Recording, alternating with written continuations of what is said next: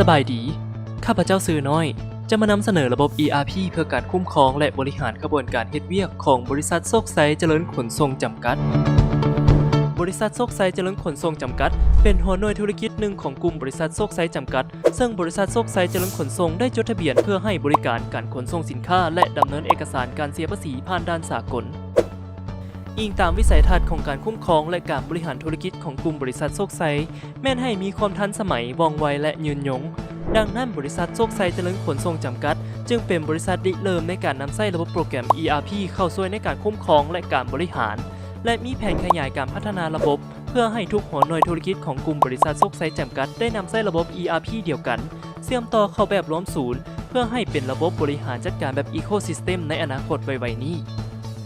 ระบบโปรแกรมขนส่งของบริษัทโชคไซเจริญขนส่งจำกัดเป็นระบบบริหารจัดการแบบ Fulfillment เพราะการให้บริการบ่ได้มีเฉพาะแต่การขนส่งสินค้าจากอีกจุดหนึ่งหาอีกจุดหนึ่งเท่านั้นแต่บริษัทยังให้บริการการเช่าสางเก็บสินค้า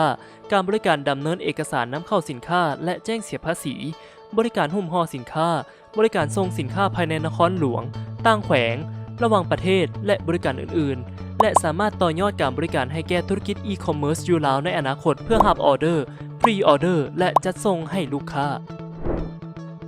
ระบบโปรแกรม ERP ของบริษัทโชคไซเจริญขนส่งจำกัดแม่นำใช้ระบบ Odoo ERP ซึ่งโมดูลหลักของระบบ Odoo แม่นเชื่อมโยงต่อเนื่องกันตามมาตรฐานของระบบ ERP สากลและได้มีดัดแก้ระบบให้เข้ากับการคุ้มครองและบริหารเพื่อให้แทดเหมาะกับหน้าเวียกตัวจริงของผู้นำใช้แต่ละหน่วยงานและแต่ละระดับเส้นระบบการขายระบบการจัดซื้อระบบสางระบบบัญชีการเงินและระบบคุ้มครองบุคลากรเป็นต้นปัจจุบันนี้การบริการขนส่งของบริษัทโชคไซเจริญขนส่งจำกัดได้วางระบบปฏิบัติงานอยู่3สำนักงานดังนี้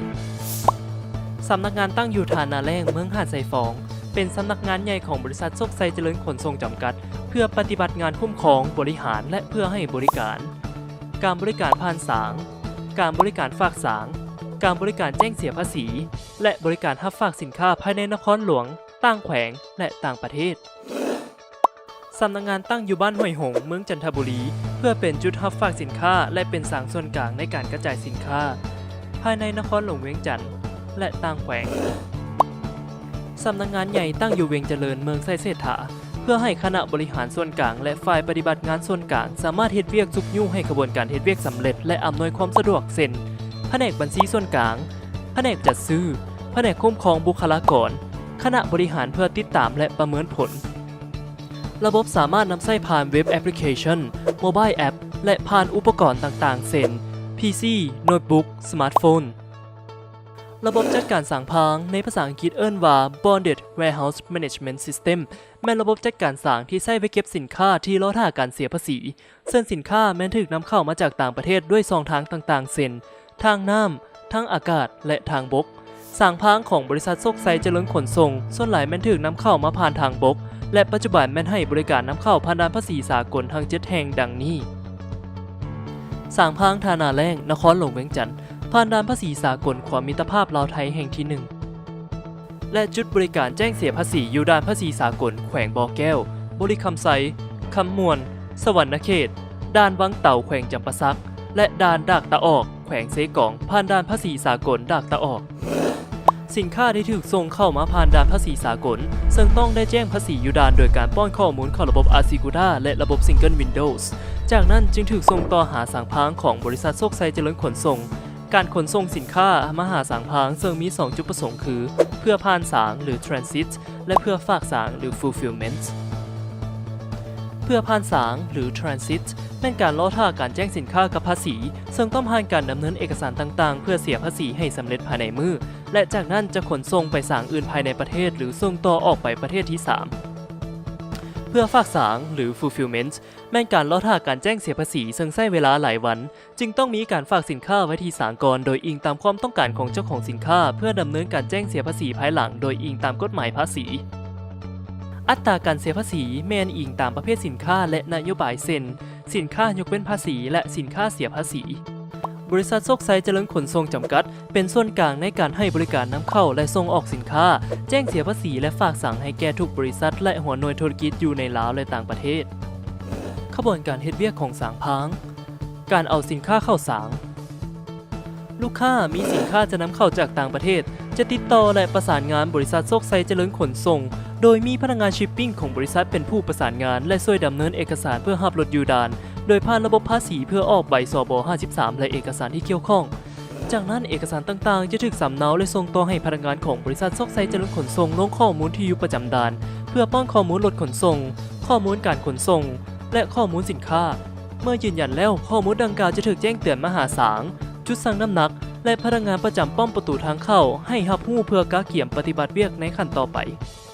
2. พนักงานอยู่ป้อมประตูทางเข้ากวดสอบเอกสารน้ำส่งสร้างบินเก็บค่าผ่านประตูและยืนยันเพื่อปล่อยรถเข้าไปสั่งน้ำหนัก 3. พนักงานอยู่จุดสั่งน้ำหนักจะเก็บใบผ่านสางแล้วเลือกรถบรรทุกตามลำดับการแจ้งผ่านประตูเพื่อสั่งน้ำหนักทั้งหมดและโปรแกรมจะบันทึกและคิดไล่น้ำหนักเข้าระบบอัตโนมัติ 4. ระบบจะแจ้งให้ฮู้ตามจุดประสงค์ของการเข้าสั่งว่าต้องการผ่านสั่งเท่านั้นหรือต้องการฝากสินค้าและพนักงานสั่งจะจัดสรรรถเพื่อเข้าตามซองของแต่ละคันกรณีถ้าต้องการผ่านสั่งพนักงานชิปปิ้งจะช่วยแนะนำและดำเนินเอกสารจนสำเร็จจากนั้นจึงแจ้งต่อเจ้าหน้าที่ภาษีเพื่อกดสอบอัตราแจ้งภาษีรหัสภาษีก่อนอนุญาตให้ปล่อยรถออกผ่านระบบและหน่วยงานบัญชีก็จะสั่งรวมบินค่าบริการที่เกี่ยวข้องให้ลูกค้ากรณีถ้าต้องการฝากสั่งพนักงานสั่งจะช่วยจัดรถเพื่อเข้าซองลงสินค้าตามประเภทสินค้าซึ่งสั่งของบริษัทโชคชัยเจริญขนส่งมีพื้นที่หลายกว่า 30,000 เมตรกะเล่เพื่อให้บริการเช่าฝากสินค้าประเภทต่างๆเช่นสั่งกลางแจ้งสำหรับจอดรถ1 เดือน3 เดือนและ6 เดือนเพื่อจัดวางอุปกรณ์หนักและอะไหล่ที่ถูกน้ำได้สั่งในโฮมสำหรับเก็บสินค้าอุปโภคบริโภคและสำหรับเครื่องอิเล็กทรอนิกส์เป็นต้นระบบจัดการสางแม้นมีการจัดสรรอย่างเป็นระบบระเบียบมีเลขรหัสที่เก็บสินค้าและในระบบสามารถเบิ่งโครงสร้างของสางได้แบบ3 มิติซึ่งสะดวกในการจัดเก็บการเบิกและซอกหาสินค้าและในสางพางยังมีการบริการแรงงานในการยกย้ายสินค้าลงรถและขึ้นรถด้วยแรงงานคนและเครื่องจักร 5. จากนั้นฝ่ายบัญชีจึงสรุปบินค่าใช้จ่ายในการนำเครื่องเข้ามาสางและค่าใช้จ่ายที่เกี่ยวข้องให้ลูกค้าเพื่อชำระเงินการขอเบิกสินค้าออกจากสาง 1. จากนั้นลูกค้าก็จะดำเนินการเสียภาษีและเจ้าหน้าที่ภาษีตรวจสอบอัตราแจ้งภาษีรหัสภาษีก่อนจะอนุญาตผ่านระบบ 2. หลังจากนั้นลูกค้าก็จะเอาเอกสารที่แจ้งเสียภาษีและเอกสารที่เกี่ยวข้องมายื่นอยู่ศาลให้แก่นายศาลเพื่อขอแจ้งเบิกสินค้าออกจากศาล 3. จากนั้นนายศาลก็จะจัดสรรแรงงานเพื่อเอาเครื่องขึ้นรถบรรทุกหรืออาจจะบ่ใช้ก็ได้ 4. จากนั้นรถบรรทุกจึงไปสั่งน้ำหนักรวม 5. และสุดท้ายฝ่ายบัญชีจึงสรุปบินค่าใช้จ่ายในการฝากสั่งตามระยะเวลาตามประเภทสินค้าและค่าบริการที่เกี่ยวข้องเพื่อส่งให้ลูกค้าชำระก่อนปล่อยรถและสินค้าออกจากศาล